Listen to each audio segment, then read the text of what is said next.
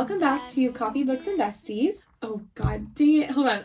Okay, take 2. Yeah. Welcome back to Coffee, Books, and Besties, or welcome if this is your first time watching. My name is Mari. And I'm Michaela. And we are... Oh, this is Russell. This is Russell. Yeah. And we're really excited to talk about some of our... We're really excited to talk about the rest of our April reads as April comes to an end. It's crazy that the month is stop. It's eyes. Okay. So Mari went to a used bookstore that we have here in Anchorage, and she got a couple of books that she would like to show you guys. Yeah. So I got The Crooked Kingdom by Leigh Bardugo, which is the second book in the Six of Crows, I think, duology, right? There's just the 2 in that one? Yeah. And it's funny because I picked the book up, and it was, like, really cheap, and it's, like, in really great condition, and it's a hardcover, and I was so excited because I was like, oh my gosh, Six of Crows, I can't wait to read it. And then partway through, like, the trip, I was like, oh, this is the second book, but that's okay, because I'm gonna need it eventually. So I'm very excited to read that. I've heard really good things, and I'm like really wanting to get through Shadow of Bone so I can watch the Netflix show and be on the same page as everybody else. And then I found this one. I've never heard of this book prior to finding it at the bookstore, but it's called Cackle. And Rachel Harrison has some other books that are out there as well that I saw on Goodreads. And there's like mixed average reviews, so I'm just gonna have to like see for myself how I feel, but it's giving me like witchy vibes and like real world with like fantasy in it, so I'm very excited to dive into that. And then I've heard really good things about Book Lovers. This is very different than what I normally read, so I did pick it up because I've heard really good things about it from some of my other favorite like book talkers and, you know, bookstagrammers. And so I saw it, and it was again like really cheap, and it's in good condition. So I'm gonna give it a shot. And I wanted to share those books because for those of you watching, if you guys have read any of those and want to share your thoughts, I'd love to hear them. Because yeah, I haven't heard of, I don't read books like this, and then I've never heard of Cackle before, so I'm a little like, I don't know if I'm gonna like it, so I'm curious to see what other people think. But that was my little book haul from yesterday, even though I'm not supposed to be buying more books. They weren't full priced. So That's true. That's an important fact, Yeah. I think. Yeah. So now I'll share with you the books that I read over the past 2 weeks. I continued reading the Throne of Glass series. So I read Crown of Midnight and also Heir of Fire. And so now I'm reading Queen of Shadows. I've already read the series, and I'm just doing a reread through it, and it's so nice. And I keep crying because I just know everything that's going to happen. So I see the Crown of Midnight. Yeah. This is my pathetic attempt at tabbing. Because she has these books at home, but for the like video purpose, I have them in here, and I was like, oh, don't mind my 5 tabs. I thought I was gonna be a book tabbing girl, and it's not me yet. So I also like that they like stick so far out. She had to fold this one because of how far out it was, and then this one is so itty bitty. I don't even know what I tabbed, because they're like, should we look? Yeah, I know. I'm like curious actually. Oh gosh. Okay. Let's see. Kale was stubborn and loyal enough. This is when there's a song, like there's a performance at the castle. Oh. And the person who, I don't want to give it any spoilers away, but anyways, there's a performer at the castle, and then something immediately after the performance happens. It's like a pretty big deal. Yeah. So I tabbed it because I was curious as to like if SJM was gonna like rap back, like if that was like, if the performance itself and the description of the performance was necessary or like really important. So I tabbed it so that I could go back, and I don't think I ever needed to go back. It was relevant, but it was relevant to the story, but I don't think I didn't need to tab it. So it's fine. It's okay. Anyways. So I continued my journey through that. And then we also got The Ashes and the Star-Cursed King by Carissa Broadbent. It came in This one is Mari's book. I did not bring any of my books this time, but that's okay. Good thing we're reading the same one. Same thing. So, yeah, my book, I think the only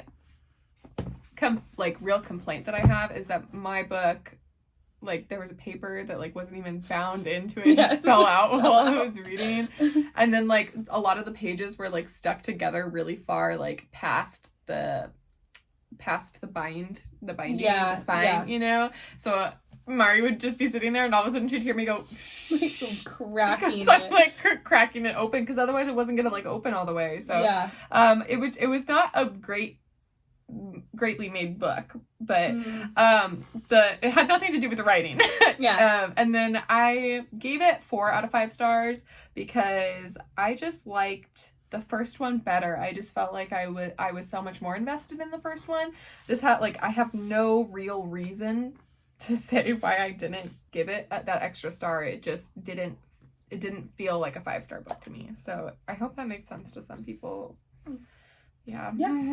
It makes sense to you. Yeah. And that's what matters. I have one more book. Yeah. Oh, no, you have... No, I talked about that one before. You're just that's right. A little behind on Agatha Christie. That's okay, though, because it's done.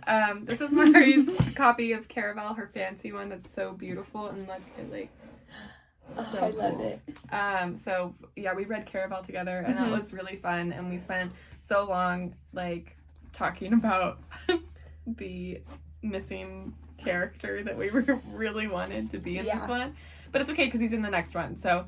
and it was still a good story. It was still, it was a really good story. I think I gave this one 5 stars, and I think you gave it 4, right? Yes, and the only reason why I gave it 4 was because I just am such an emotionally driven, like, reader, so I didn't feel super connected to the characters. And it wasn't because they were unlikable or because they were, like, there was no character development, because there was. I just didn't feel, I just didn't feel super connected to them, and so when certain things happened, with some of them, I just didn't feel, like, on the edge of my seat about that. Like, whether or not, like, I didn't feel on the edge of my seat about, like, what was going to happen to them. I really loved the story, and I am realizing, reading more of Stephanie Garber's work, is that I actually really do enjoy the, like, I feel like it's tapping into my fairy tale, like, my love for fairy tale, like, roots, you know, because I feel like as a kid I loved the fairy tales. I mean, most kids did,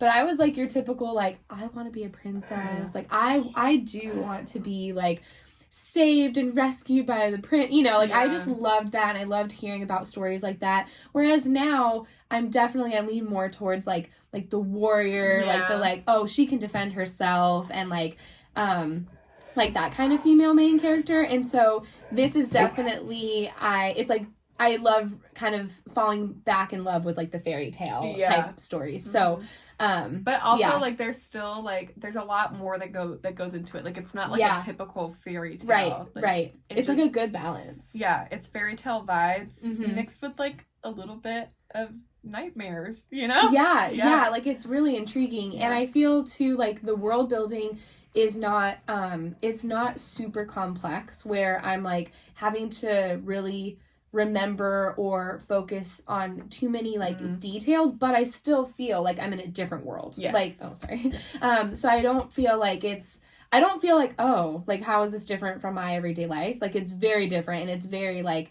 I'm very much in fantasy, but I'm not, like, wrapping my mind around how to, like, navigate, like, world and politics and all that stuff. So I feel like it's a really fun read. Yeah. I'm really enjoying it. Or I enjoyed that one. And then you started Legendary too, right? Yeah, so then we started Legendary, which is the second book in this trilogy. Yes.